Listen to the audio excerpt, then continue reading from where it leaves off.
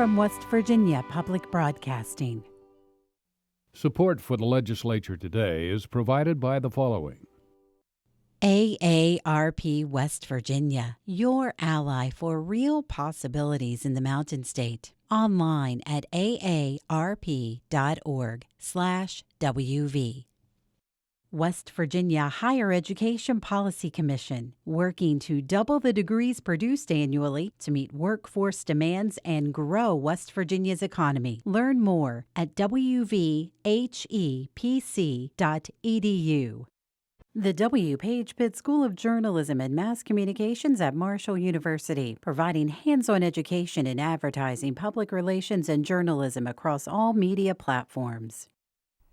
At the Legislature today, members of the Senate react to the downgrade of the state's bond rating and discuss its impact on upcoming budget talks.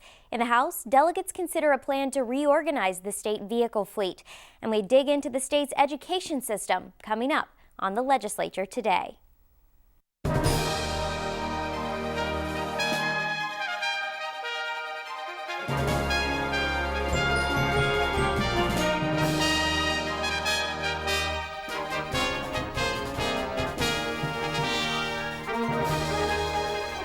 Good evening, I'm Ashton Mara. Governor Jim Justice announced during a press conference at the Capitol yesterday that the state's bond rating had been downgraded by the third national rating agency in a year. Moody's dropped the state's rating from AA1 to AA2. With the downgrade, Moody's also issued a warning for the state, advising the governor and legislative leaders to look for ways to fix the structural imbalance in the state's budget and incite long-term economic growth. Today, lawmakers reacted to the announcement and the warning, which the governor used to promote his plan to increase taxes. The bond market is a complicated area of finance that a lot of people, even a lot of lawmakers, have difficulty understanding. Senate Minority Leader Roman Prezioso is a former finance chair and says the bond rating is like a credit score. When the rating is high, the state gets a low interest rate on long-term loans that it takes out for expensive projects, like building highways or expanding public water lines. But as our bond rating lowers, the interest rate goes up. So it puts a lot of projects, infrastructure projects, in jeopardy.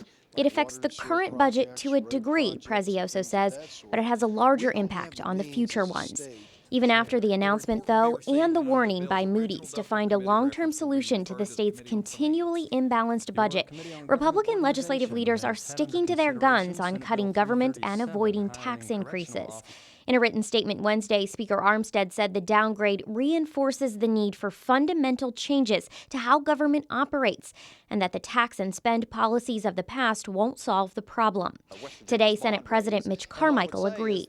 There are things that we can do in this legislative session that will reverse that trend and put us on a path of growth and prosperity. And those are the things that we are intent on pursuing. Things like reducing the size of government and creating a business climate that incentivizes growth, Carmichael says. The bond agencies don't care how much government you have, it's your ability to pay for it. Prezioso says he sees only one solution. The situation that we're in now, it almost mandates that to stabilize this economy, we need a revenue source. And that's about the only way you can do it.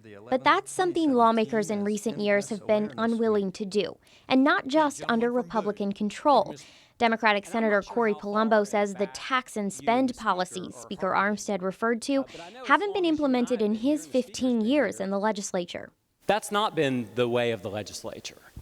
We've increased the tobacco tax twice in the last 20 years that I can recall. And that's been the only tax increase that we've passed in this legislature. State budget officials have predicted a nearly $500 million budget gap in the 2018 fiscal year, but Republican Senator Craig Blair says that gap is in the governor's version of the budget, a budget that's built on increased spending supported by tax increases. He's brought before us the largest budget that we've ever had. He's also brought before us the largest tax increase that we've ever had.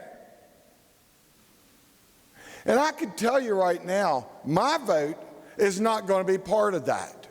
That's why Senate leaders like Finance Chair Mike Hall say they're handling the budget differently this year. Hall's committee is meeting with individual agency heads to find potential cuts and efficiencies, and instead of building a budget based on the money the governor predicts the state will have next year, they're building it off of the revenues the state actually brought in this year. We know roughly how much money we took in last year and how much we have to spend. We want to build a budget document around that. Only after they have that spending document complete, Carmichael says, will his chamber look to any potential tax increases. Carmichael expects the Senate's budget document to be completed around the halfway mark of the session. Both the governor and members of the House seem to be on the same page when it comes to state vehicles. They want fewer cars and a better system to track them. That's what a House bill discussed in committee today would do. Liz McCormick reports. Members in the House Government Organization Committee took up a single bill this morning, House Bill 2004, to create and maintain a centralized state vehicle inventory system. Under the bill, the data and information regarding state vehicles would be housed in the current Fleet Management Office and would distinguish state, county, and city vehicles with different color plates, much like the system West Virginia has in place today. The problem is that system hasn't been working the way it's intended to. Republican Delegate Pat McGeehan of Hancock County questioned Adam Fridley from the Legislative Auditor's Office. How many cars, how many vehicles in total does the state government own? In earnest, no idea. When we conducted the audit, we got 3 data sets. We got from BRIM, we got from the Division of Motor Vehicles, and we got from Fleet Management Office. The numbers range from 7,600 to 12,600. 7,600 to 12,600. Yes, sir. Now, the Division of Motor Vehicles included all green license plates. That was 10,504 vehicles. Not all of those are state cars, but the data sets did have fairly significant discrepancies. Those green license plates are how state vehicles are identified, but the problem is organizations that are considered quasi-state agencies, such as community senior centers or public service districts, also get green plates even though the state doesn't technically own them. House Government Organization Chair Gary Howell is the bill's lead sponsor. When the state can't answer a question of a $200 million plus asset, how much it's actually there, we got a problem. So we started looking into it. And for the past roughly 10 months, we've been working on this with Fleet, DMV, and BRIM, trying to come up with a solution. Howell says he and other members have also worked closely with the governor's office in drafting his version of the bill. He says the state hasn't been tracking the vehicles very closely, and considering the state's budget crisis, Howell says reorganizing the system, or essentially starting the count from scratch, will help. It won't help the budget this year, but next year, once we get a number, we're going to be able to look at this and say, here's some serious cost savings. I expect to save tens of millions of dollars in the subsequent years by getting control of the fleet. Bob Ashley, who was previously a member of both the House of Delegates and State Senate, is now the governor's legislative director. He says having so many quasi-state agencies with green-plated vehicles has posed a real problem that he says is addressed in another version of the bill presented by the governor. That bill would also create a new vehicle registry and change the plates issued to non-state agencies. If you're a state vehicle, you're a green and white license. If you're a quasi-state vehicle, you're a black and white license. And the people will know the difference on the road. The two versions of the bill, from Delegate Howell and from Governor Justice, are very similar, but the committee voted to advance the legislature's version of the bill. Ashley says creating a reliable tracking system for state vehicles will save West Virginia taxpayers money. We're going to run them more efficiently. The vehicles, fleet management will keep an eye, and they do, but they will have increased to look at the gasoline, the usage, the wear and tear, when the vehicle's been serviced. It will become a maintenance. They will also have a better maintenance program for all the vehicles. It is really tightening up to make certain for the taxpayer that what vehicles are owned by the state will in fact be taken care of and recognized by the state. So far this session, 5 bills have been introduced on behalf of the governor, but Ashley says a total of 29 are expected. For the Legislature Today, I'm Liz McCormick in the House. Senators approved a bill that makes changes to who is eligible for unemployment benefits in the state today. Carol Lofton reports the bill that was up for a vote is receiving pushback from state labor leaders. Senate Bill 222 was put to a final vote in the Senate today. The bill clarifies existing law to make sure that workers who voluntarily go on strike during a labor dispute cannot receive unemployment compensation. Workers who are locked out of their jobs or who are permanently replaced by their employers are still able to claim unemployment under the bill. Senate Judiciary Chair Charlie Trump explained on the chamber floor that state law currently prohibits workers who strike from receiving those benefits. But the practice hasn't been clear. That we have received a fiscal note on this bill, and the fiscal note says that if we pass this into law, we're going to save $176,000 and some dollars in fiscal year 2018, which I interpret to mean that the state believes, workforce believes, that we have been paying workers unemployment benefits while they're on strike. Democratic Senator Mike Romano says the bill doesn't just clarify the current law, though. It also takes away some of the authority of the Bureau of Employment Programs Commissioner. That commissioner decides whether a worker is on strike or has been locked out of his or her job and therefore is eligible for benefits. He questioned Trump. We're taking that discretion away from the commissioner. One of the purposes of the bill is to eliminate some of the discretionary judgment that a commissioner has and to try to define what is a strike, what is a lockout, and not have it be subject to someone's arbitrariness or discretion. Trump says that's the legislature's job to properly define the law. In this case, so that the commissioner has guidelines to follow when making a decision on unemployment eligibility. But union groups in the state are already speaking out against the bill, including the AFL-CIO. Josh Sword is the union's president. The idea behind negotiating contracts and collective bargaining agreements is that both the employee and the employer sit down on equal standing, on equal ground, so they can debate and negotiate a fair contract. This just tips the scales toward the employer and makes it much more difficult for employees to get a fair deal when they're negotiating a contract. Sword thinks the legislation is an overreach and is actually interfering in the labor negotiating process. But Trump points to the state's workforce participation rate, which is one of the lowest in the country. To me, it's a question of, are we going to make sure that the premiums, the money that's paid into that unemployment compensation fund by taxpayers, employers, is preserved for the people whom we all agree truly deserve it because they've been laid off or riffed?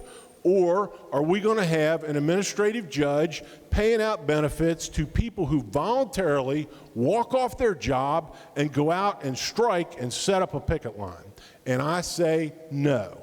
We don't have the luxury to spend those unemployment benefits to subsidize that sort of labor activity. But Sword maintains the bill will only hurt working families. The Senate approved Senate Bill 222 on a party line vote, with one senator absent. It now heads to the House of Delegates. For the Legislature Today, I'm Kara Lofton in the Senate. The chairs of the House and Senate Education Committees join us, but first, we meet three more members of the West Virginia Legislature.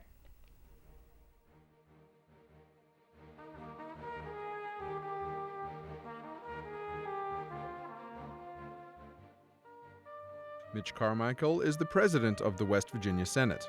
He is a Republican from Jackson County and represents the state's 4th senatorial district. Senator Carmichael was elected to the Senate in 2012 after serving 6 terms as a member of the House of Delegates. He's a graduate of Marshall University.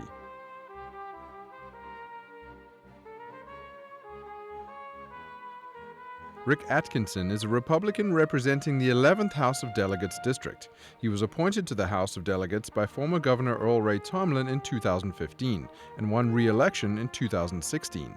He's from Roane County and is a graduate of West Virginia University.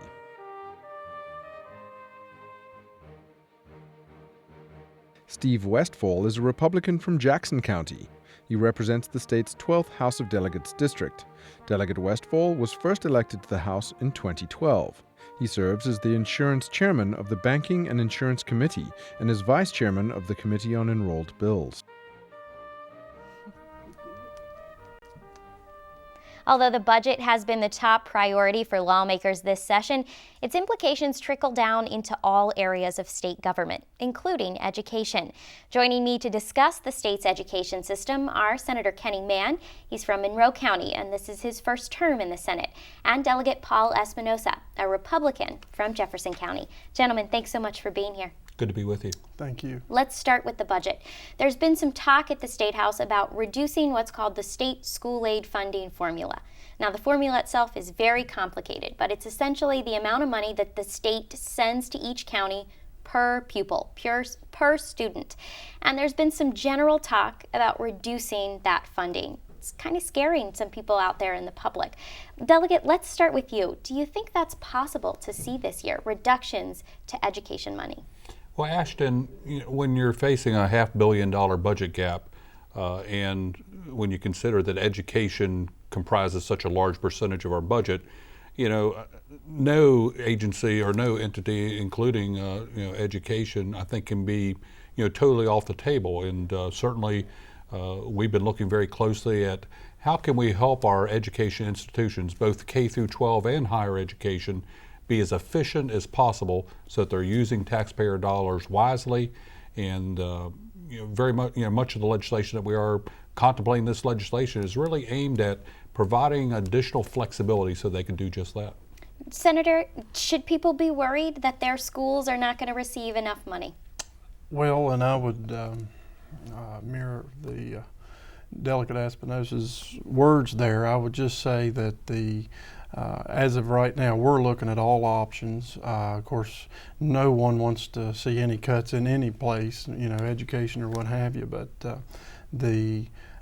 we're just going through each line item, and at this point, I would say for myself, no. I wouldn't want anybody to get in panic mode just yet, but definitely you have to look at all.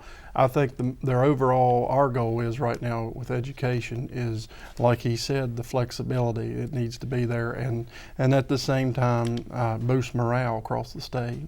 Well, I'd like to talk about some of those specifics because I feel like we hear those terms at the State House a lot. Flexibility in local education or more local control at the county or in the classroom.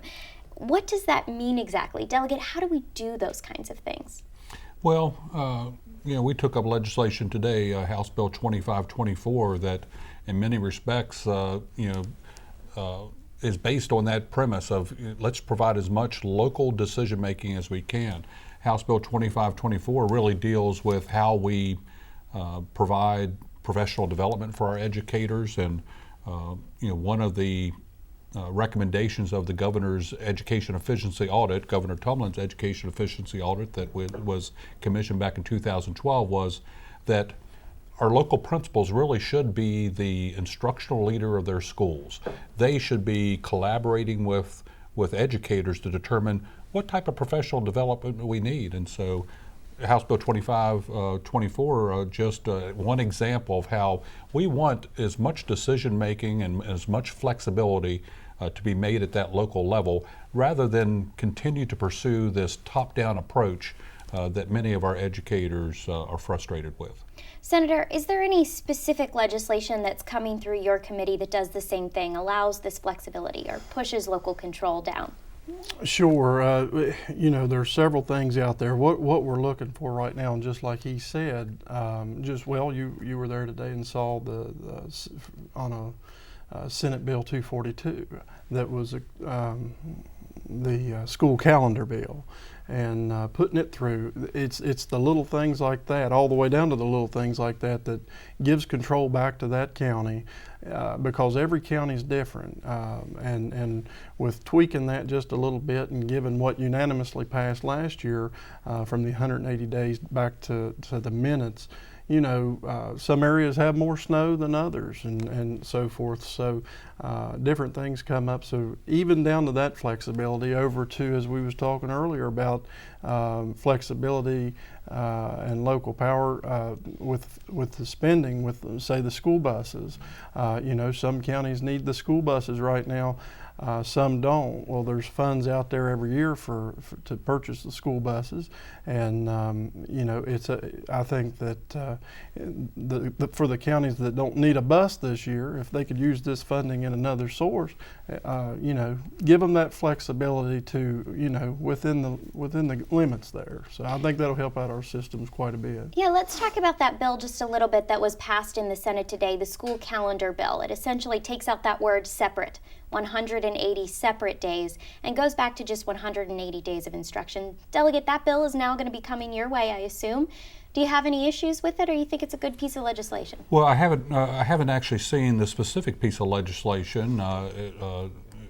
To the extent that it's similar to last year's legislation, I guess while I'm supportive of providing additional flexibility and allowing our school systems to meet the 180-day requirement, one thing that I don't want to see, and I'm hopeful that the legislation would not include this, was a provision that was in the bill last year, ultimately vetoed by Governor Tumlin, that would have in some respects reduced the flexibility that our local counties have. And I'm speaking specifically of the start and stop dates you know, for school calendars.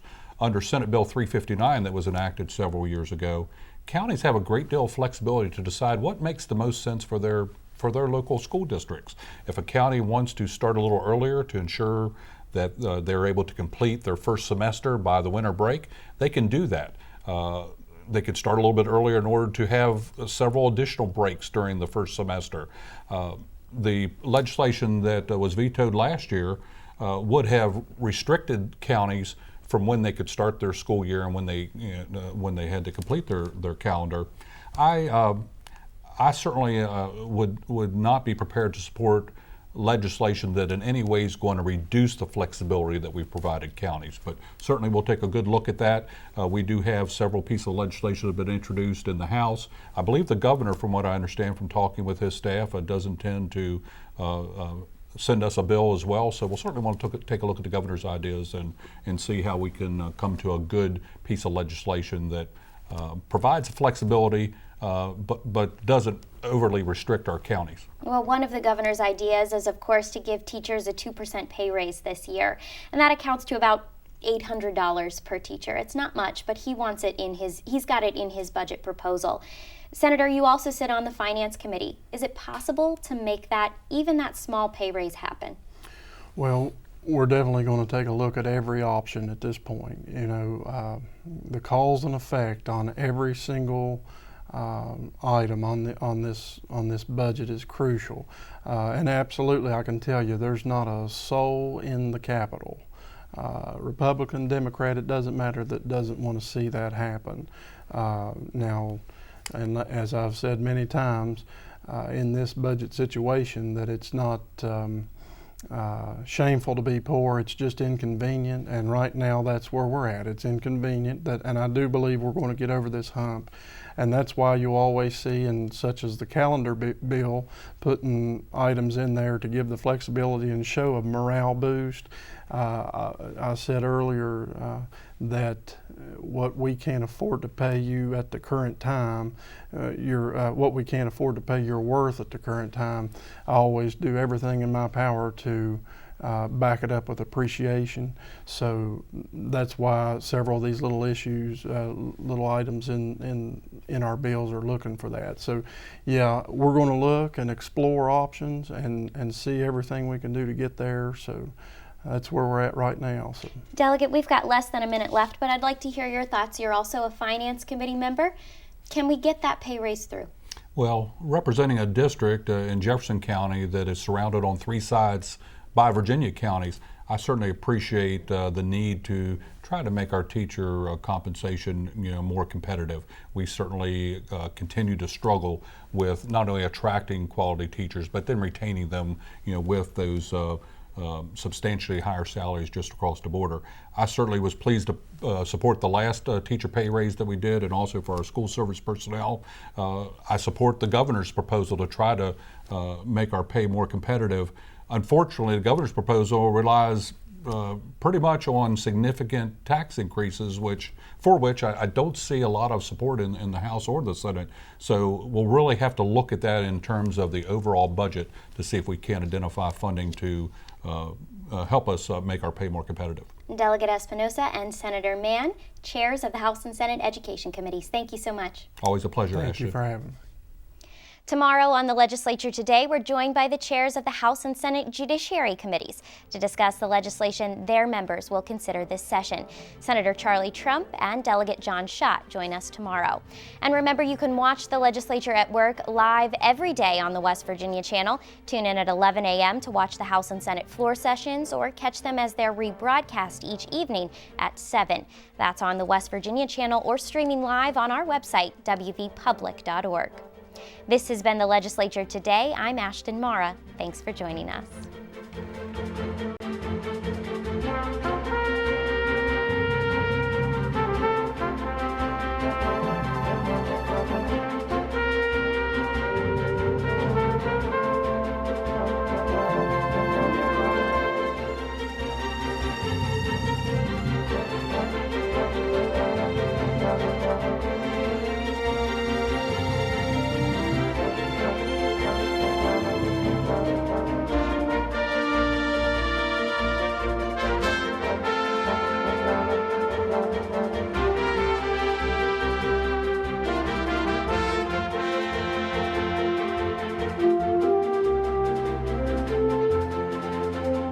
Support for the Legislature Today is provided by the following.